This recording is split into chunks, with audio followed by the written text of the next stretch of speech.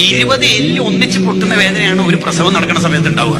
ആ സമയത്ത് നമ്മൾ ഇത്രയും വേദന അനുഭവിച്ചിട്ട് ഉമ്മ ആ ഒരു സന്തോഷിച്ചിട്ടുണ്ടായപ്പോ എന്ന് വെച്ചാൽ നമ്മൾ ആ ചിരി കണ്ടപ്പോഴാണ് കുറച്ച് ചിരിക്കാനൊക്കെ തുടങ്ങിയപ്പോ എന്റെ മോന് വലുതായ എന്നുള്ള പ്രതീക്ഷയില്ല. എന്നിട്ട് കുറച്ച് ഫേസ്ബുക്കും ട്വിറ്ററെല്ലാം പഠിക്കുമ്പോഴേക്ക് ഉമ്മാക്ക് എന്തിയുടെ കാര്യം, ഉമ്മ എന്തിനാ എന്റെ കാര്യം നോക്കേണ്ടത് എന്ന് ലിബറലായാൽ പിന്നെ നമ്മൾ വെറുതെ വിടുവോ? ഉപ്പ നമ്മളെ വല്ലാണ്ടൊന്നും സംസാരിക്കാൻ തീരെ പാവം. പക്ഷെ ആ കണ്ണെന്ന് ഒരു തുള്ളി കണ്ണീര് വീഴണ്ട. ഉപ്പാന്റെ ഉമ്മാന്റെ കണ്ണിൽ വെള്ളം നിറഞ്ഞാ മതി, നരക ഷുറാക്കാം. 70,000 മലക്കൾ നമുക്കെതിരെ വരക്കും. ബാക്കിയുള്ള തെറ്റൊക്കെ തെറ്റിന്റെ ശിക്ഷ പോസ്റ്റ്മോർട്ടം ആഹത്തിലേക്ക് ഇതിപ്പോ ഇങ്ങോട്ട് ഇവിടെ തന്നെ കിട്ടും. അല്ല ആ വിഷയത്തിൽ ഒരു കൺസെഷനും കാണിക്കില്ല. അത് ഇവിടെ തന്നെ കിട്ടിത്തുടങ്ങും. ഹക്കീം ഇമാമിന്റെ മുസ്തദറക്കിൽ ഉദ്ധരിക്കുന്ന ഹദീസിൽ കാണാം.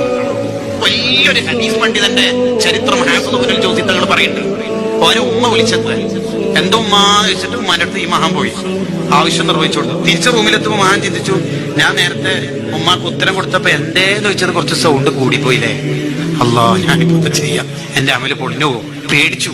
ഉടനെ ആ മഹാൻ ടൗണിൽ പോയിട്ട് 2 വില പിടിപ്പുള്ള അടിമകളെ വാങ്ങിയിട്ട് ഇതൊക്കെ ചൊല്ലി മോചിപ്പിച്ചു. എന്നിട്ട് അള്ളാഹിനോട് വരുന്നു, ആ നേരത്തെ സൗണ്ട് കൂടിയേ പോയതിന്റെ പകരമായിട്ട് ഞാൻ 2 അടിമകളെ വാങ്ങി മോചിപ്പിച്ചിട്ടുണ്ട്, പൊരുത്തപ്പെടണേ അല്ലാ.